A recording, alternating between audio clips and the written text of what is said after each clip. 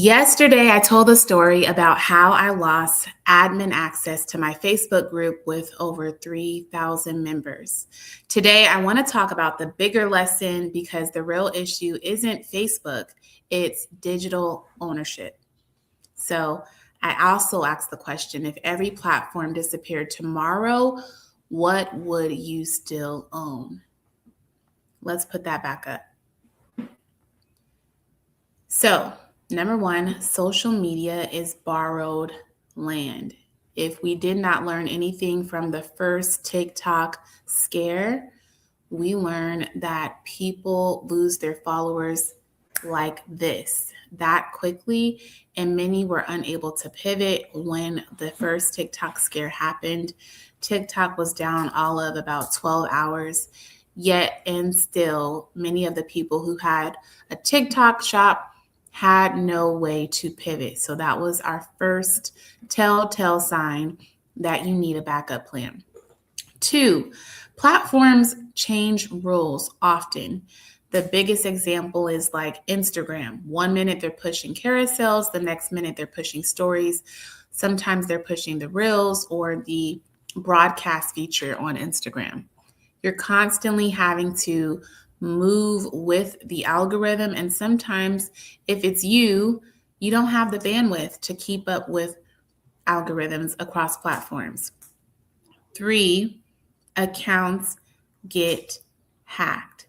So I believe I was hacked, or it could have been as a result of something Facebook didn't agree with, the reason why I lost access to my group. But just know that cybersecurity is a huge issue. It doesn't matter if it's your banking institution or one of these social media platforms. Accounts are getting hacked, even more now so than before because of AI and making it extremely easy to hack accounts. So another reason why you need to be vigilant. And then communities disappear overnight. Sometimes you can get under people's skin. Sometimes people want to cancel you because of something you said. And so for all of those reasons, you have to really be, number one, locked in. 2, you have to understand social media is borrowed land and these things are forever changing. So what is your backup plan? If every platform disappeared tomorrow, what would you still own?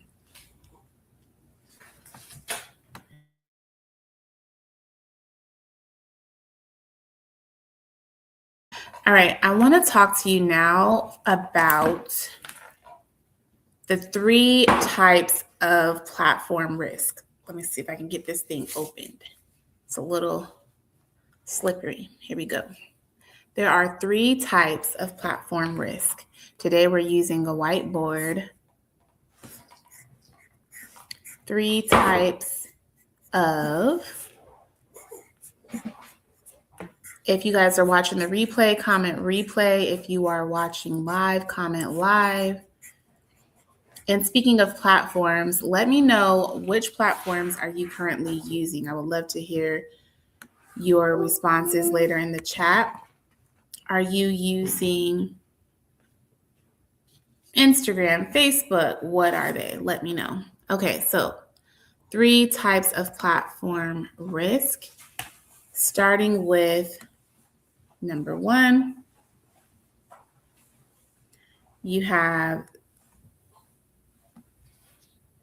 security risk. Write this down. Security risks. 2, platform risk.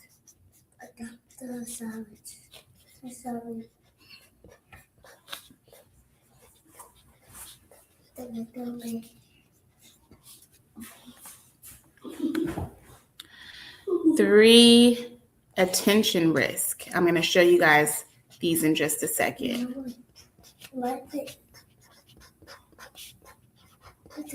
All right. So we have, and if you can see this, great.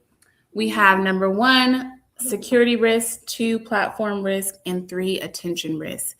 And mind you, the topic today is about me losing my access and what I learned from losing access to my Facebook group. So number one, platform risk. So I wrote this out of order. Platform risk is what we're talking about right now. So understanding you don't own these platforms. So you don't have any control over the policies. A lot of times the platforms that we're using have policies that are in place because they respond only to their biggest stakeholders, which a lot of times are big corporations for advertising dollars. And so you have to be very careful of what you say. I remember I got banned for saying my son has cooties. So that was a crazy policy that was put into place, but that was me getting not banned, temporarily, I guess, in Facebook jail for saying my son has cooties. So that is one of the crazy policies. I know that there are so many other ways that people have lost their accounts. That is just something on a small scale. 2, moderation, talking about platform risk. So now places like Meta are controlling visibility by making sure the people who have the check are priority first. They get pushed out to the top of the algorithm. We know not everybody's getting the same visibility depending on how you... I am talking and I told you I was going to be doing this, so please stop interrupting me. I'm doing my podcast. And moderation, we know that with moderation, they control who gets visibility first, whether you're paying for that blue check mark, whether you are one of the top influencers on the platform. Those are the accounts that get visibility first. Algorithm changes. Again, the goal is to push out content. If you can create 3-minute reels to keep people on the platforms, that is what is prioritized. Some of us don't follow suit, therefore we're not pushed to the top of the algorithms. And platform shutdowns. Just not so long ago, maybe 2 weeks ago, YouTube was down for a lot of creators, including myself. So my co-host was trying to go live on YouTube, and because of the platform shutdown, he was not able to do what he needed to do, as well as many others. So for those reasons, you are at risk. That is considered platform risk, including policy, moderation, algorithm, and platform shutdowns. 2, security risk. Let's go back to the whiteboard. The security risks that are in place. Let me see if I can change this setting on the light. All right, security risks. What does that include? So accounts getting hacked. More people are learning how to hack accounts. Cybersecurity is always a huge issue. Then you have the 2-step verification process that sometimes you can get yourself X'd out of your account. And now they make it so that if you have Windows or Google, then you have to use that almost unanimously across the board, no matter if you're using your phone or your HP device. And so you're at risk that way, especially because it's tied to the 2-step verification. Or if you have someone now with AI impersonating you, you're at security risk.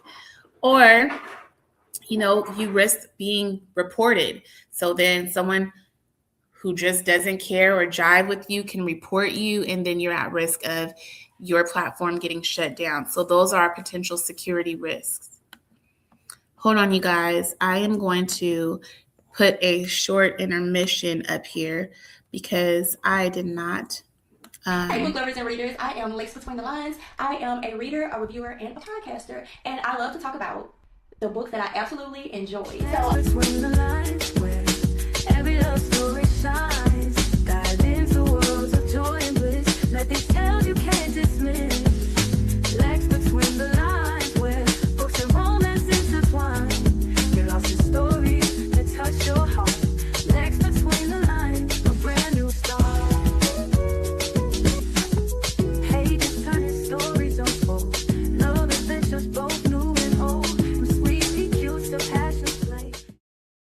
All right, so go follow Lex Between the Lines. She's one of the podcasters that we support within our community. The third one is attention risk. So we're here, if you guys can see that well. Attention risk. So what does attention risk mean? Attention risk meaning even if nothing gets deleted, you still, again, have to go through algorithm changes. Your reach drops. I'm noticing some of my favorite followers, even though they have millions of followers, they have less than 10% of the people that are engaging with their content. So you hit those plateaus. You have less engagement. You have less reach. You can go from 1,000 views to 50 overnight. Again, if somebody doesn't like something that you said, they can put a campaign out to make people stop following you. So between security risks, platform risk, and attention risk, you are susceptible to losing everything when you are dependent on platforms. All right, now let's move into the next point that I want to make. Let's talk about what do creators get wrong? And let me know in the chat if you're catching the replay or if you are watching live. I also want to know in the chat, again, what platforms are you currently using? What platforms are you currently using for your business or to promote your product, brand, or services? Okay. Now, what are creators getting wrong? I'm writing this out because I think these visuals help. And by the way, if you didn't know, I have a whole master's degree in educational leadership. So I just like to teach that way. And I know that most people have a hybrid approach to how they learn. And some people are visual learners, some people are hands-on learners. So I try to provide a little bit of everything. What are creators getting wrong? Let me know if you have any guesses in the chat. Again, we're talking about what losing my Facebook group taught me about digital ownership and platform risk. All right. And then I'm going to close this out with my framework that I think is extremely helpful in these situations. But first, the first thing that people are getting wrong, or creators, building an audience but not owning the relationship. Subscribers and followers does not mean owned audience. So just because you have people who subscribe to you on YouTube, they don't always get the notifications. Just because you have people who are following you on Instagram, they're not always engaging with your content. So it's this assumption that just because I have 1 million followers, that I can convert 1 million people to do what I want them to do or what I ask, or I can convert them to, join me in my community, or I can convert them to buy this product. That's not always the case. So platforms have the control over the connection that you have. Mistake number 2, not building off platform. So yes, you need to be building online, but it's also great to be building in person as well. And you're creating real relationship, real rapport. Can you go to the city to meet some of your avid supporters? Can you create in-person events? What does that look like? Mistake number 3 is having only one platform strategy. Again, relying solely on one platform, like when the TikTok ban happened, or Instagram creators only, who trust more in like all of the beautiful aesthetics on Instagram and then are not able to convert into long form content. It doesn't add up. So then with all of this, what can we then do about it? Again, I'm going to talk to you about my 7 P's framework. So my 7P's framework is this. This is my original idea. This is my IP. These are my thoughts. And this is how I move and transition my listeners and my clients who I work with to help them grow in their podcasting journeys. Number one, not having a plan. If you fail to plan, you plan to fail. So you need a long-term ecosystem, not just posting content, but posting with purpose, having a system, having times and days that you post, having something that helps you post across platforms simultaneously. And then when you hit those plateaus, because we know you will, having a system that tells you what to do next, having a plan or a backup plan in place. Like when I lost my group, having a backup group that I was able to usher my community to quickly.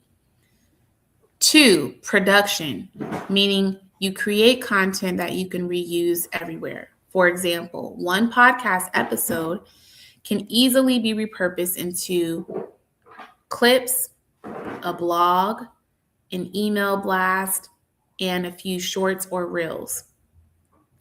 3, platform. Use different platforms for different purposes. So you can use Facebook groups for the groups in creating specialty conversations or curated conversations. You can use Instagram for your reels and for your stories. Use YouTube for your long form content. Use Substack for writing and your podcasts, and then use LinkedIn for business connections. So this is intentional platform use.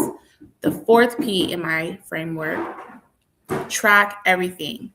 So it's not enough to have followers or subscribers. Now you need to have a purpose for how you leverage that data. Are you paying attention to your email open rate? You should be in the 50% to about 70 percentile with email open rate. That's on average. Are you tracking engagement? Are you taking away from what is actually getting the engagement, and are you trying to duplicate that to find your own niche, your own style of content? Conversions. How are you tracking your conversions? That could be whether you're using any one of the platforms. You should be factoring in the conversion rate to see how many people are converting from the content that you post. And then again, use that information to figure out what you do next.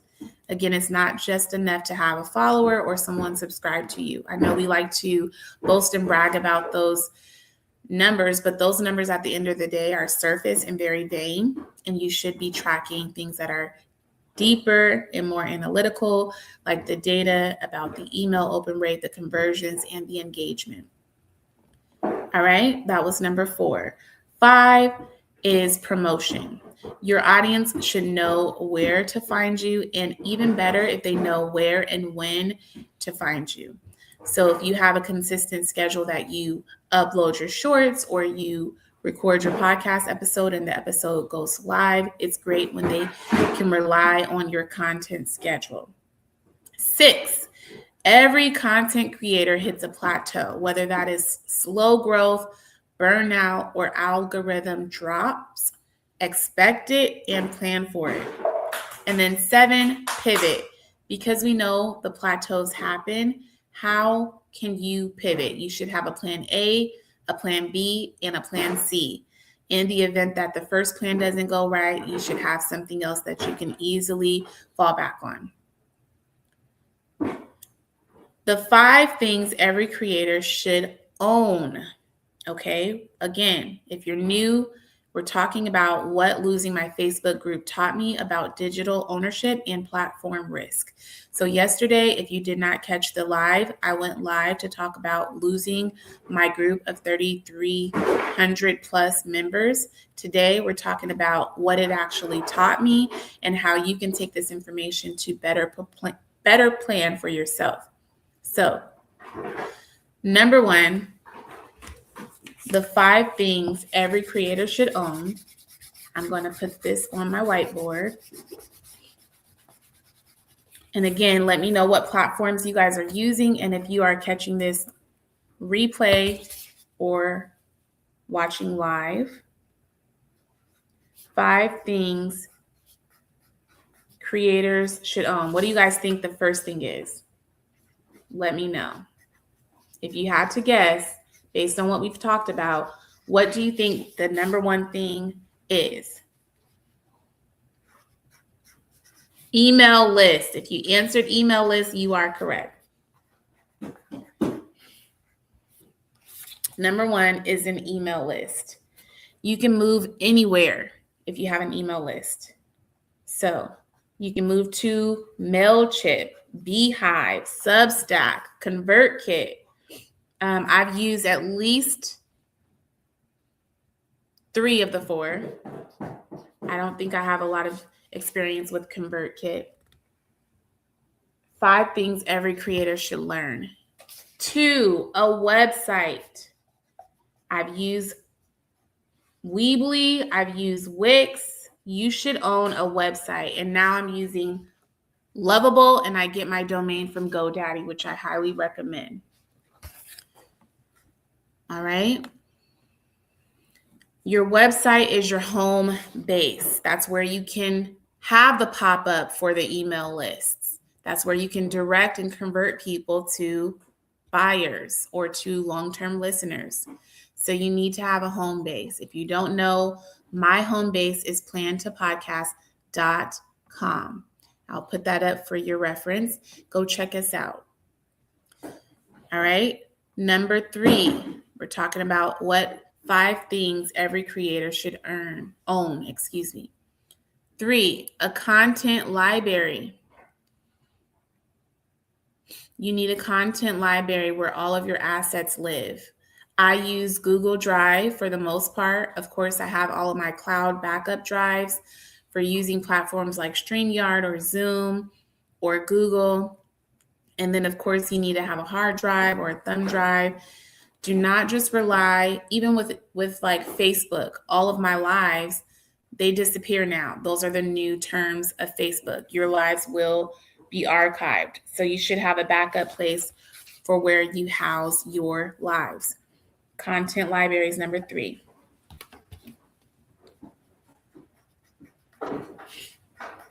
All right. Number 4, your community. Of course, if you are a podcaster, I'll say we're talking about the 5 things every creator should own. I keep saying earn. Email list, a website, a content library, community. Patreon is great for podcast communities. Beehiiv is another great place to store a lot of these things, but community included. Skool, spelled Skool, is another great place for building your community. This is where you have your live meetups. This is where you do your private events, your exclusive stuff. This is where you have memberships with different tiers. Last one, a CRM. I use HoneyBook. You could use Google Spreadsheets or whatever helps you get the job done. But this helps you track your relationships. It helps you keep automations. So you're nurturing the people that are in your community. So let's just hit that one more time. 5 things creators should own. Number 1, your email list. We talked about using Mailchimp, ConvertKit, Beehiiv, to name a few. I use Substack. 2, website. You can use Weebly, Wix. I use Lovable, and I get my domain from GoDaddy. 3, a content library. So I use Google Drive of course, my cloud to mostly keep all of my content. Community, I'm using Beehiiv for my community. And then my CRM, I'm using HoneyBook. Now, what I did immediately after I lost all of my members. So it took me a minute to make the announcement because I wanted to sniff out the bad seed. So if anyone kind of hacked me or anything, I try to keep it very low key so I could try to sniff that person out between all of my moderators, which I didn't want to think that they had the gust or gall to do anything like that. And I'm still not saying that any one of them have, but that was my first thing. I kept a low profile. I did my own due diligence and my own research when I lost my admin access. And so I spoke with only one of my admin and I told her what the situation was. And I told her how I needed her to take the next steps to help me. And then I told one other person, which kind of helped me not divulge too much information to one person at one time, just in case I was getting played. So keep a low profile. You don't immediately go into a major announcement with something like that right away. You need to figure it out first and get to the bottom of things. Now, the second thing that I did when I realized I can't get to the bottom of it and I'm going to lose access within 7 days is when I created a pop-up on my website letting people know of the situation, and I recorded a live, and I told them in the live what the next steps are. I told them to go to the website to see all of the important links and what the next course of action is. Then I use my email list, using my email list to make a blast, especially for those people who I know would be deeply concerned. Make announcements on my podcast. I have not done that, but I will because I was also in a transition of my podcast. So make announcements on your podcast. And then if you're sharing across other platforms, letting them know by taking the clips from your podcast and creating shorts around the announcement and sharing that to other platforms. And then I've had my backup group for a while. So now I'm able to use my backup group just to resume conversations like normal. So the audience didn't disappear. I simply moved the conversation over. Now, here is my final message, bringing the conversation back to the big idea. Losing Facebook did not hurt my business because I never built my business just on Facebook. Facebook was just one doorway to a bigger ecosystem. Again, going back to my question earlier, if every platform disappeared tomorrow, what would you all still own? Again, we talked about in this episode why it's important to have an email list, a CRM, a content library, a website, and how to be leveraging those things to the best of your ability so that in the event that something happens, your system can stay afloat. With that, if you guys have any questions or concerns, I would love to hear this in the chat. If you guys have experienced something similar, please share your stories. If you know someone else who has experienced the same thing, please pass this message along. And then tomorrow, I'm going to come back with more information. Remember, this is still a part of a 4-day series. And tomorrow's topic is how to build an online ecosystem. Oh, I'm sorry, that's the last day. Tomorrow is what creators, why they must be platform agnostic and not build on borrowed land. Okay, so go back, watch yesterday's live, watch the beginning of this live, and then come back tomorrow. Make sure you're following me on YouTube. It is DaniMarie on YouTube. That's another thing. That's another bonus pro tip. It's easy for people to find you if you have the same profile across platforms. Some of you guys have like 5 different names and it's so confusing, but I'm not going to go there. We're going to wrap it. It is DaniMarie across all platforms. And you can Google me. All right. We'll talk to you guys tomorrow. Make sure you subscribe so you get the notifications the moment we're live. It's about 1:30 tomorrow. Peace.